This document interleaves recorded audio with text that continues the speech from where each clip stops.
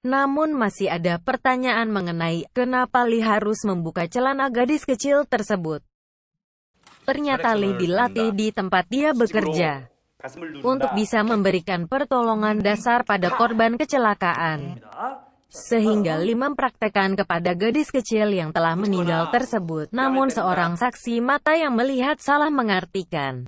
Semua teman satu sel Lee mengajari Lee agar dapat menjelaskan saat nanti di persidangan.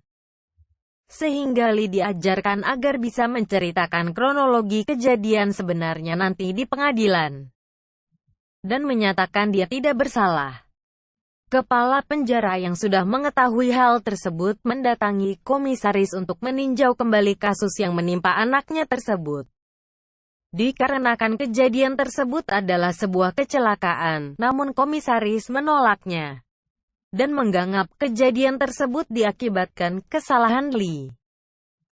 Hari persidangan pun tiba. Di dalam bis tahanan, kepala penjara memberikan semangat kepada Lee agar tidak gugup dan menceritakan kejadian sebenarnya. Dan berharap Lee bisa bebas.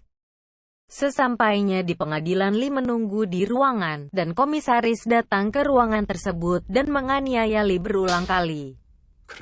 Komisaris pun mengancam akan melukai Yesung jika Lee tidak mengaku membunuh putrinya nanti di persidangan.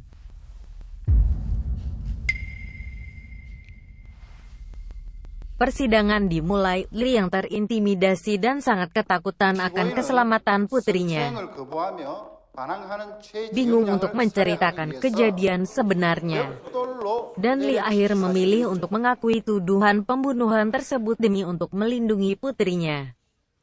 Kepala penjara yang tahu Lee diintimidasi meminta memberitahu hakim dan meminta kepada pengacara untuk membela Lee. Pengacara tersebut diam 1000 bahasa. Yesung sangat terpukul dan sangat sedih mendengar pengakuan ayahnya tersebut. Di akhir persidangan, Lee hanya meminta untuk menyelamatkan putrinya. Yesung sekarang dirawat oleh kepala penjara dan bisa setiap hari menjenguk ayahnya, dan Yesung percaya bahwa ayahnya tidak bersalah dan tidak melakukan pembunuhan tersebut.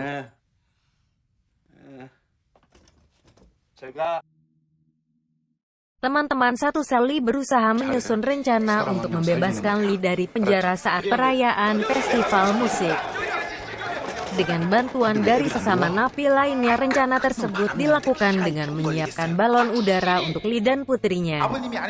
Lee dan Yesung mulai terbang dan penjaga berlarian untuk menangkap Lee dan ditahan oleh semua narapidana. Namun takdir berkata lain, balon udara tersebut tersangkut dan akhirnya Lee tidak dapat kabur.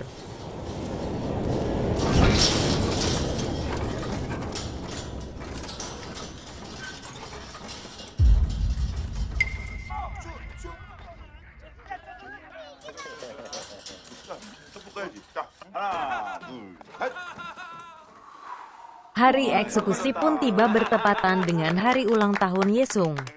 Teman satu selnya memberikan kado kepada Yesung, dan Lee memberikan kado tas kuning bergambar Sailor Moon yang sangat diinginkan Yesung.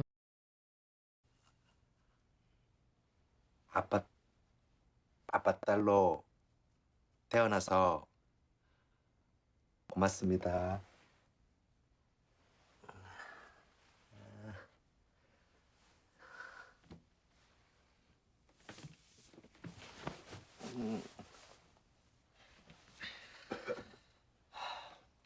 아유, 굴에다 뭐 넣은 거야 이거? 에이씨.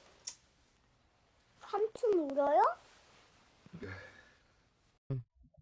Lee berpamitan dan pergi menuju tempat eksekusi, dan Lee pun harus berpamitan dengan putrinya yang mana putrinya tidak mengetahui bahwa ayahnya akan dieksekusi mati hari itu.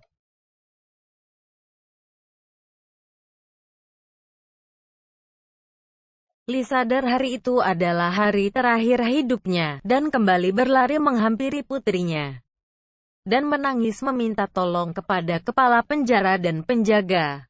Namun, tidak ada yang bisa dilakukan, karena pengadilan sudah memutuskan Lee bersalah. 잘못했어요. 미안해요. 잘못했어요, 선생님. 미안해요. 살려주세요. 잘못했어요, 선생님. Di akhir cerita di pengadilan, Yesung dewasa mengajukan membuka kembali kasus ayahnya dan meminta agar pengadilan melihat semua bukti yang ada bahwa ayahnya tidak melakukan kejahatan tersebut. Hakim akhirnya merevisi putusan terhadap Lee menjadi tidak bersalah, yang disaksikan semua teman-teman Lee semasa di dalam tahanan. 살해했다는 사실을 인정할 만한 증거 역시 부족하다.